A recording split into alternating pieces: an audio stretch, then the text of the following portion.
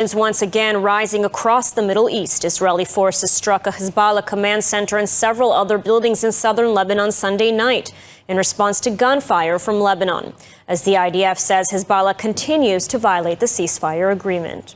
Meanwhile, the Houthis in Yemen have vowed more attacks against Israel and the United States following a fresh round of U.S. strikes on the terror group. The U.S. Central Command confirmed a second set of strikes against Yemen's Houthis overnight on Sunday, vowing to continue until the group halts attacks on international shipping. A video released by the U.S. military showed fighter jets taking off, though the location and date were unverified. The Houthi-run health ministry reported at least 53 people killed in the strikes, marking the largest U.S. military action in the region since Donald Trump's presidency. According to reports, the chief of security of the Houthis leader was reportedly killed in the strikes. Meanwhile, the Houthis have threatened a new round of attacks against the United States and Israeli targets. Last week, the Houthis said they would resume attacks against Israeli targets, citing solidarity with Hamas in Gaza. And ongoing talks for a hostage release remain stalled in Doha, Qatar. So an Israeli team of negotiators are now in Cairo to see if they can push them forward. ILTV's Shosh Bedrosian has the details from Tel Aviv. Lidar, the Prime Minister's office is now saying an Israeli negotiating team is in Cairo, Egypt, to continue these conversations, working to get a hostage deal secured. We know that there were deadlock conversations that happened in Qatar, in Doha, Qatar, where they were working on something called the Witkoff Proposal. The team of Israeli negotiators and U.S. Special Envoy Steve Witkoff were pushing for Hamas to release 11 living hostages at first, in addition to about half the bodies that Hamas is still holding captive inside of the Gaza Strip. They were hoping that this proposal would extend past Passover towards the end of April and to release the rest of the living hostages in the second phase of that deal. We know, like we said, Hamas eventually said on Saturday that they would release Idan Alexander, the only American Israeli hostage believed to be alive. Witkoff, of course, rejected this deal, saying that Hamas is not sticking to the proposal, this Witkoff proposal that was on the table. And now we know that once this Israeli negotiating team returned back to Israel, Netanyahu was briefed by them and said they need to prepare for more conversations to take place. It's unclear of what will happen. So much changes by the day when it comes to this hostage talks that continue to happen, but we will continue to have all of the details here on ILTV. Lidar?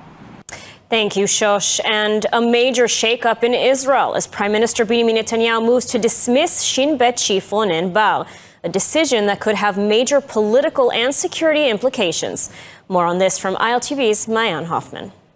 Israeli Prime Minister Benjamin Netanyahu has announced plans to dismiss Shin Bet chief Ronen Bar, escalating tensions between the government and Israel's top security agency.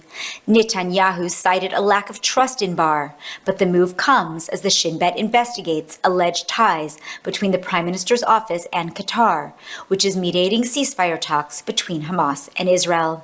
בכל עת, אבל במיוחד במלחמה קיומית כזאת, חייב להיות אמון מלא של ראש הממשלה בראש השב"כ. אבל לצערי, המצב הפוך. אין לי אמון כזה. Bar, who was appointed in 2021, has accepted responsibility for failures on October 7th, but insists he will only step down once the remaining hostages are freed and critical investigations are completed. His potential dismissal is expected to face legal challenges, with Attorney General Galia Barhav Miara already blocking Netanyahu from proceeding until the Shin Bet probe concludes. If Bar is removed, it would mean the heads of Israel's defense establishment during the Hamas attack, the Shin Bet, the IDF, and the Defense Ministry, will have all exited, while Netanyahu remains. Critics warn this could politicize the Shin Bet at a crucial time. Meanwhile, Netanyahu faces growing pressure over his handling of the war and hostage crisis. The High Court may ultimately decide whether Bar stays or goes, setting the stage for a legal and political battle with significant implications. And now joining us for a special panel on the latest developments in the war in Gaza, the hostage deal, the Houthi threat, and more. Our former Israeli ambassador to the United States, Danny Ayalon, and Colonel Amit Asa of the Israeli Security Agency. Thank you so much both for joining us today. So, Colonel Asa, let's start with you and discuss, the top headline in Israel today, which is, of course, the Prime Minister's decision to fire Ronen Bar, the head of the Shin Bet, Israeli security agency. What's the significance of this decision, and why now when we're in the middle of the war? First, we know that there was investigating the war crisis. And the Shin Bet was saying that there was any clashes in the abilities. So there is a responsibility for the head of the Shabak on this. And I think the most obvious thing is that he will have to leave his position.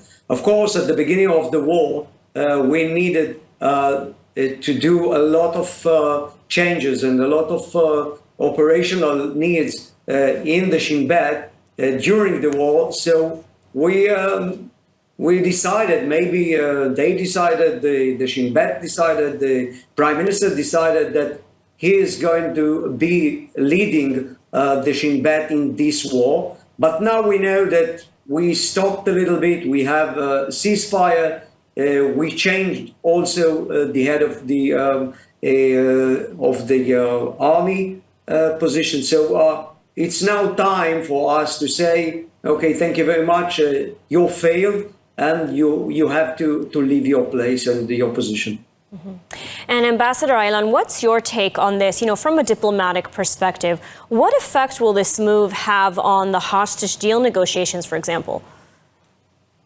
Well, first, I think it's very deplorable to see such mistrust between the political echelon and the professional ones. As for the Shin Bet, it's one of the most excellent, I would say, security organizations around the world.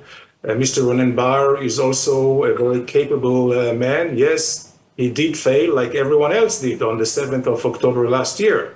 But so did his government, and the responsible for everything from the overall perspective is Mr. Netanyahu.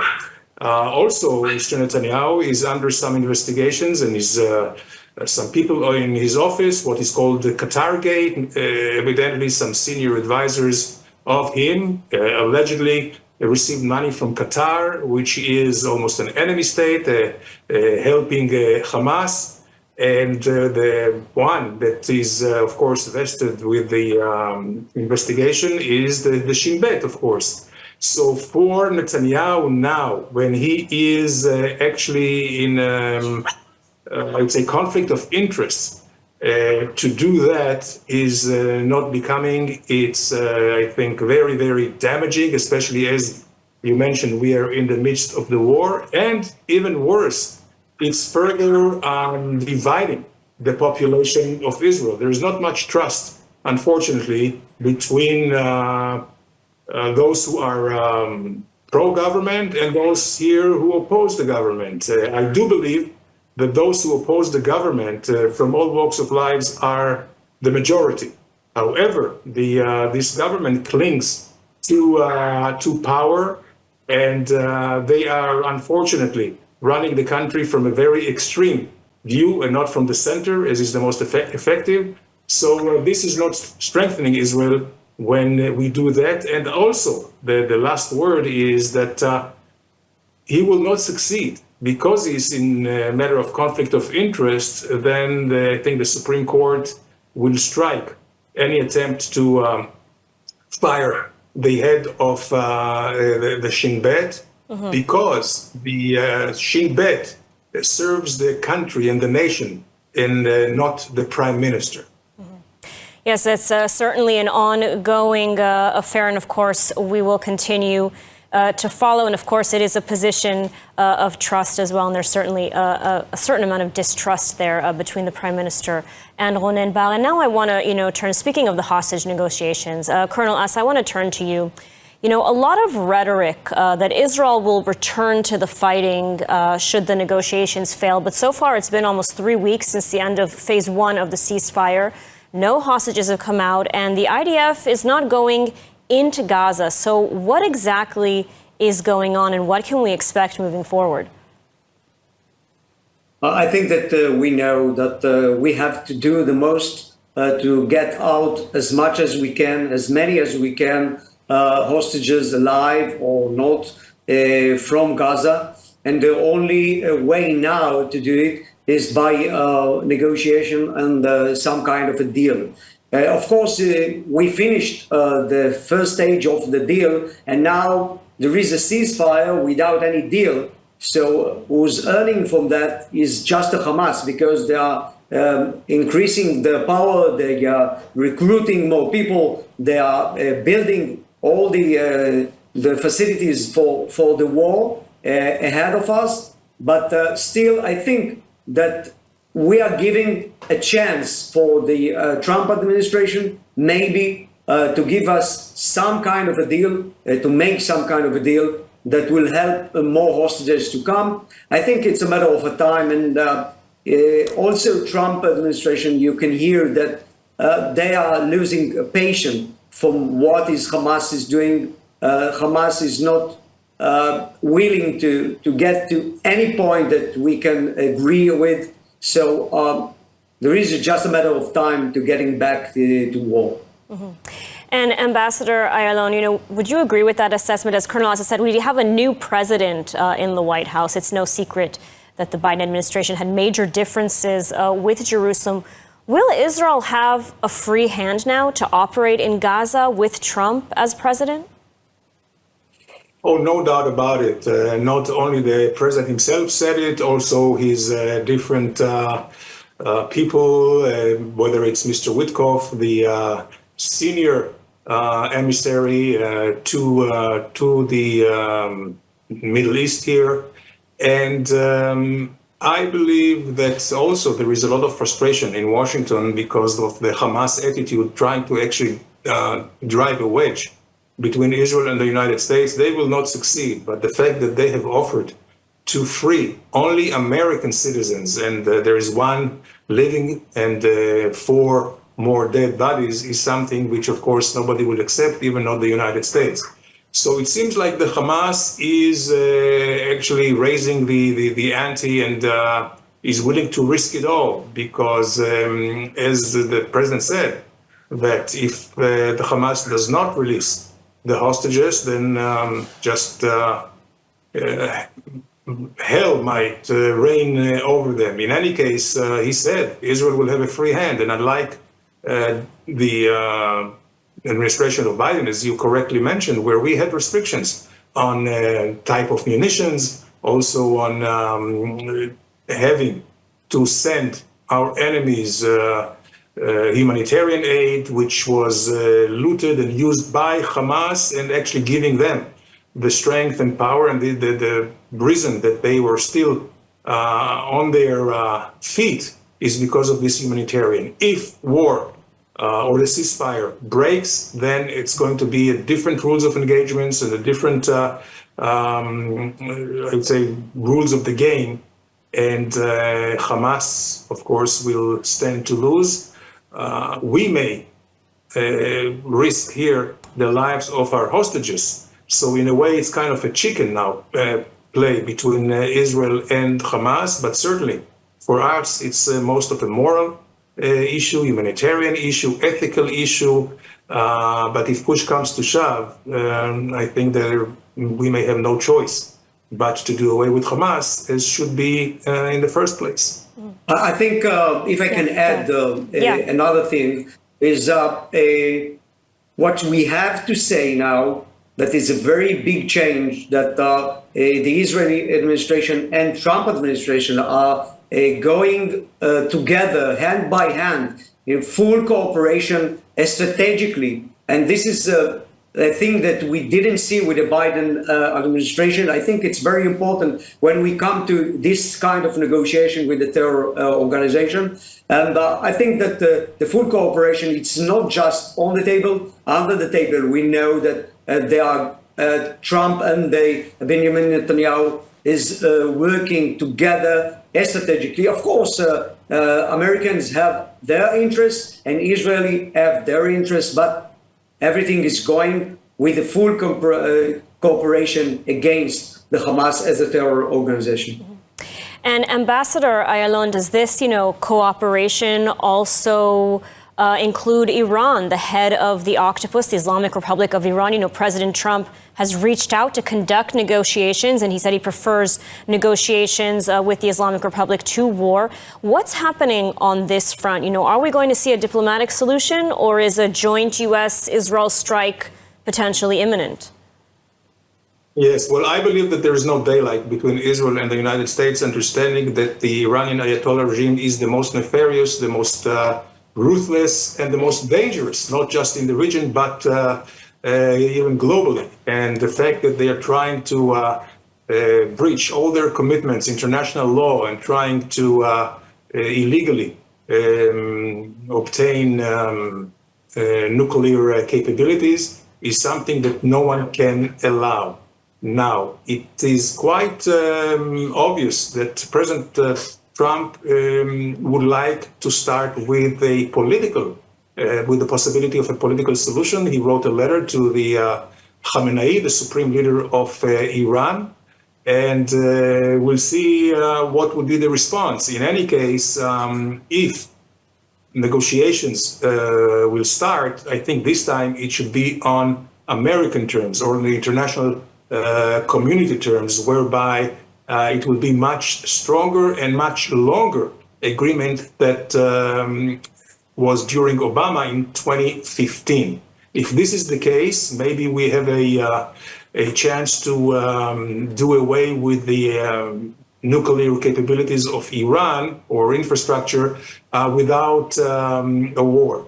But if the Iranians will play games and will not oblige, I think there will be no other choice than a military operation. And here, I believe that the U.S. should lead it. Israel can help a lot. Other players in the region and in the international community can also play. Iran is no friend of anyone here. It's actually the enemy not only of Israel, but of most of the Sunni countries in the area, and I would say the United States and the Western world. Mm-hmm.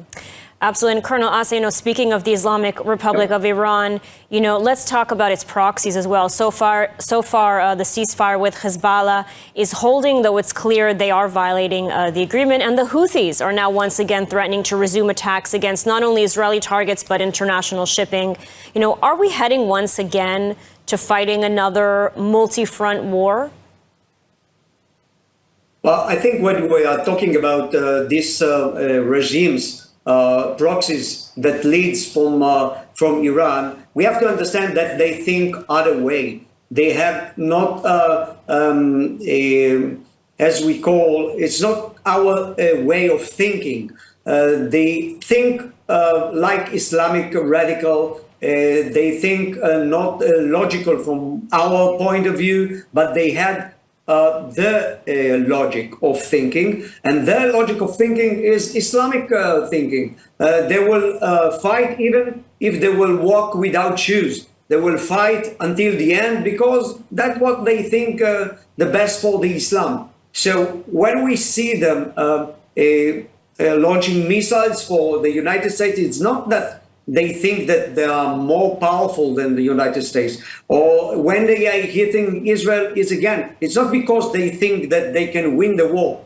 They think that the Islam will win the war at the end, and that will lead them to do whatever they want to make them strong and to make them big in the eyes of the Islamistic in the whole world. That's why I think United States is showing something in the Houthis area in Yemen, because you can maybe tell everybody that you will do something. You can say it again and again and again, but you have to do something. And I think this is a sign for Iran to see that the American not just talking, they are doing. And this is a very a good say for Iran. Be careful. We are aiming to you. This is just the beginning. This is just an example of what we can do. Do whatever you think you need in the negotiation, in the diplomatic way, because after the Houthis, we will come to hit you by our plane, by our force, or maybe with Israel.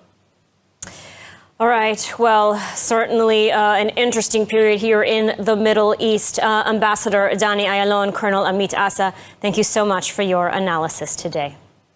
Thank you very much. Thank you. And in an inspiring display of solidarity, Steve Katz, a South Florida emergency room physician, is leading Jewish National Fund USA's Brotherhood mission to Israel, bringing support to communities devastated by the October 7th Hamas attacks.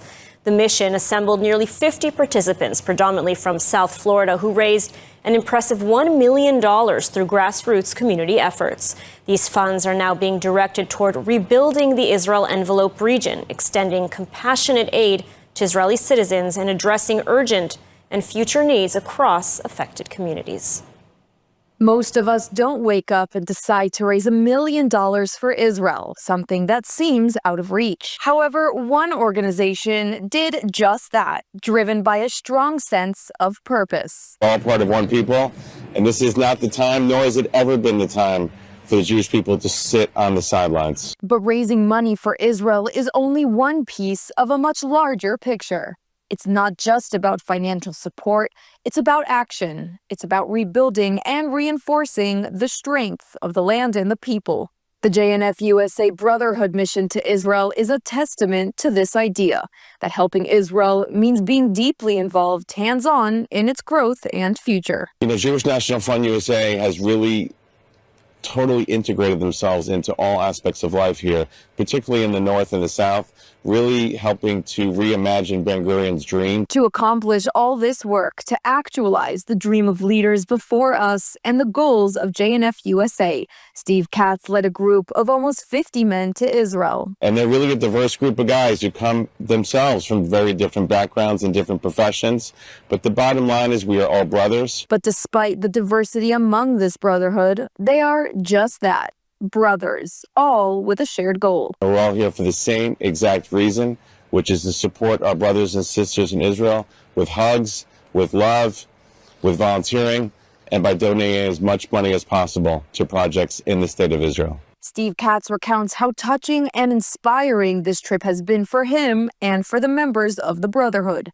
And despite all their efforts, they remain humble and accept gratitude from others with a very special response. The Israelis seem to feel the need to thank us for being here, which is so paradoxical for us because we feel like we're here to thank the people of Israel for everything they do. This story is one of resilience and the power of the Jewish people, because ultimately, we're all part of the same people. We're all part of Am Yisrael. And as members of Am Yisrael, we carry a collective responsibility to ensure that no Jewish brother or sister is left behind, to rebuild what has been lost, to strengthen our homeland, to stand together against any force that tries to destroy us. Because our story is not one of defeat. It is one of hope, of strength, and of enduring unity. Tensions once again rising across the Middle East. Israeli forces struck a Hezbollah command center and several other buildings in southern Lebanon Sunday night in response to gunfire from Lebanon, as the IDF says Hezbollah continues to violate the ceasefire agreement. Meanwhile, the Houthis in Yemen have vowed more attacks against Israel and the United States following a fresh round of U.S. strikes on the terror group. The U.S. Central Command confirmed a second set of strikes against Yemen's Houthis overnight on Sunday, vowing to continue until the group halts attacks on international shipping. A video released by the U.S. military showed fighter jets taking off, though the location and date were unverified. The Houthi-run health ministry reported at least 53 people killed in the strikes, marking the largest U.S. military action in the region since Donald Trump's presidency. According to reports, the chief of security of the Houthis leader was reportedly killed in the strikes. Meanwhile, the Houthis have threatened a new round of attacks against the United States and Israeli targets. Last week, the Houthis said they would resume attacks against Israeli targets, citing solidarity with Hamas in Gaza. And ongoing talks for a hostage release remain stalled in Doha, Qatar. So an Israeli team of negotiators are now in Cairo to see if they can push them forward. ILTV's Shosh Bedrosian has the details from Tel Aviv. Lidar, the Prime Minister's office is now saying an Israeli negotiating team is in Cairo, Egypt, to continue these conversations, working to get a hostage deal secured. We know that there were deadlock conversations that happened in Qatar, in Doha, Qatar, where they were working on something called the Witkoff Proposal. The team of Israeli negotiators and U.S. Special Envoy Steve Witkoff were pushing for Hamas to release 11 living hostages at first, in addition to about half the bodies that Hamas is still holding captive inside of the Gaza Strip. They were hoping that this proposal would extend past Passover towards the end of April, and to release the rest of the living hostages in the second phase of that deal. We know, like we said, Hamas eventually said on Saturday that they would release Idan Alexander, the only American Israeli hostage believed to be alive. Witkoff, of course, rejected this deal, saying that Hamas is not sticking to the proposal, this Witkoff proposal that was on the table. And now we know that once this Israeli negotiating team returned back to Israel, Netanyahu was briefed by them and said they need to prepare for more conversations to take place. It's unclear of what will happen. So much changes by the day when it comes to this hostage talks that continue to happen, but we will continue to have all of the details here on ILTV. Lidar? Thank you, Shosh. And a major shakeup in Israel as Prime Minister Benjamin Netanyahu moves to dismiss Shin Bet chief Ronen Bar, a decision that could have major political and security implications. More on this from ILTV's Mayan Hoffman. Israeli Prime Minister Benjamin Netanyahu has announced plans to dismiss Shin Bet chief Ronen Bar, escalating tensions between the government and Israel's top security agency. Netanyahu cited a lack of trust in Bar, but the move comes as the Shin Bet investigates alleged ties between the Prime Minister's office and Qatar, which is mediating ceasefire talks between Hamas and Israel. בכל עת, אבל במיוחד במלחמה קיומית כזאת, חייב להיות אמון מלא של ראש הממשלה בראש השב"כ. אבל לצערי, המצב הפוך. אין לי אמון כזה. Bar, who